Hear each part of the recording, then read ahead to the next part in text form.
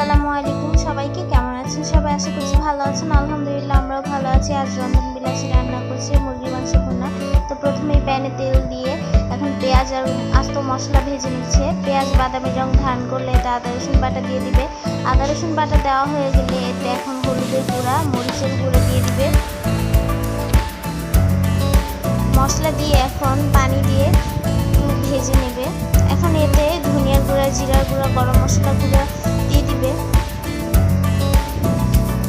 পরিমাণ মতো লবণ দিয়ে দিবে।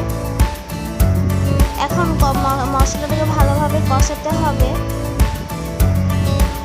কষানো হয়ে গেলে এতে এখন মুরগির মাংসগুলো দিয়ে দিতে হবে। মুরগির মাংসগুলো দিয়ে ভালোভাবে নেড়ে কিছুক্ষণের জন্য ঢাকনা দিয়ে ঢেকে দিতে হবে। কিছুক্ষণ পর মুরগির মাংস কষানো হয়ে গেছে। এখন এতে পরিমাণ মতো ঝোল দিয়ে দিতে হবে। কিছুক্ষণ পর ওঠানোর পর দেখা যাচ্ছে মুরগির মাংসের ঝোল একদম শুকিয়ে এসেছে। তো মুরগির মাংস ভুনা হয়ে গিয়েছে। ধন্যবাদ সবাইকে পুরো ভিডিওটি দেখার জন্য। আল্লাহ হাফেজ। আসসালামু আলাইকুম।